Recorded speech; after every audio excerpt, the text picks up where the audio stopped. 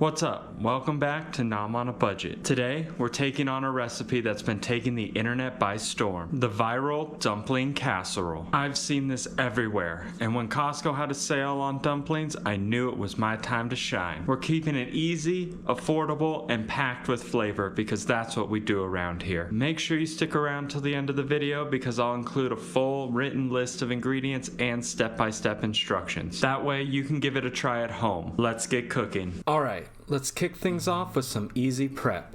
Dice up one zucchini. Nice bite-sized pieces. Nothing fancy, and once it's chopped, set it aside. We'll bring it back soon. Next up, grab 2 bok choy. Trim off the ends, give them a quick rinse, and dice them up. Stems and leaves together because they cook at different speeds, and that's a good thing. Once chopped, toss them right over with the zucchini and let them hang out until showtime. Now, let's head over to the oven and get it preheated to 400 degrees. Always start this early so it's nice and hot when the food is ready. Now for the base of our sauce. 1 full can of coconut milk. Give it a good shake, then pour it right in. This is what's going to make everything rich, creamy, and insanely flavorful, so don't skip it. Next, we're adding 2 tablespoons of soy sauce. I'm using low sodium here so we get that savory umami flavor without overpowering the dish. It balances out that coconut milk perfectly and starts building that sauce that we're after.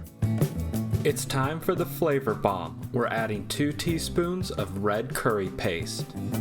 This is where the heat and depth come from, so feel free to use a little less if you want it milder or a little more if you want an extra kick. Fun fact, red curry paste is traditionally pounded by hand, not blended, which is why it's such an intense layered flavor even in small amounts. Next, toss in half a teaspoon of minced garlic. Just a little, but it packs a punch. Garlic always knows how to sneak in an extra layer of flavor and make everything taste like it spent all day simmering. Let's add 1 teaspoon of sesame seed oil. This stuff is tiny in quantity but huge in flavor. Nutty, aromatic, and just the thing to give our sauce that signature restaurant level depth. Give everything a good stir now. This thins out the chunks and turns it into a smooth, flavorful sauce that we want in the baking dish. Alright, time to bring it all together. Grab those zucchinis and bok choy we set aside earlier and fold them right into the sauce. Make sure every piece is nicely coated. Look at those colors, it's already looking amazing. While we're doing that, don't forget to hit that like button if you're enjoying this video. And subscribe to the channel so you don't miss out on any future recipes. And hey, drop a comment below if there's a viral recipe you think that I should try next. I love checking out your suggestions. Now comes the fun part, adding the dumplings to our pan. I'm fitting in about 15 to 20 here. And a quick pro tip, make sure they're frozen straight from the bag. Don't thaw them first or things will get messy fast. And yes, I may have accidentally stocked up on these because they were on sale at Costco. Do not judge me.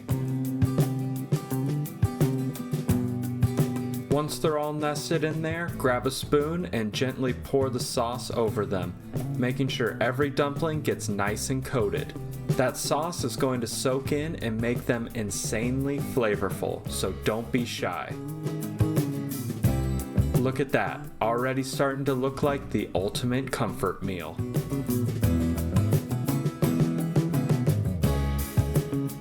Alright, now grab some foil and cover that dish tightly. Seal in all that goodness.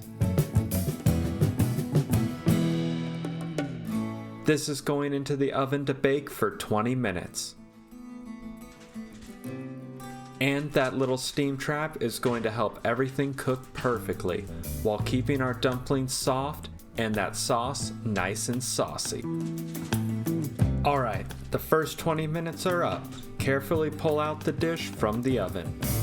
It's going to be steamy and smelling incredible right now, so watch your fingers. Next, gently remove the foil. Look at those dumplings peeking out. Now, we're sending it back into the oven for another 8 minutes. This is the magic step that crisps up the tops of those dumplings, while keeping the bottoms perfectly tender and coated in that rich sauce. Your kitchen is about to smell like a restaurant, and trust me, it's worth every second of the wait. Once those 8 minutes are up, pull it out of the oven, and just like that, it's ready to eat. Be sure to stick around because I got a full list of ingredients and step-by-step instructions coming up next, so you can try it at home. Alright, so final thoughts on this viral dish. Honestly, it is really good. I totally understand why this one went viral. The dumplings cook up perfectly, but the real star is the sauce. The red curry paste brings the right amount of depth and heat, and then when you mix in that coconut milk, it turns into this rich, creamy, flavorful sauce that coats everything so well. It's comforting, it's filling, and it feels way more impressive than the effort it takes to make. If you're on the fence about trying this one, I'd say it's absolutely worth it, especially if you can get dumplings on sale. It's one of those recipes that's great for a busy night, but still feels special, and I'd definitely make it again. If you enjoyed this video, make sure you check out one of my many playlists for more budget-friendly meals just like this one. Also, don't forget to put a like on this video and subscribe to the channel, and I'll see you in the next one. Thanks for watching.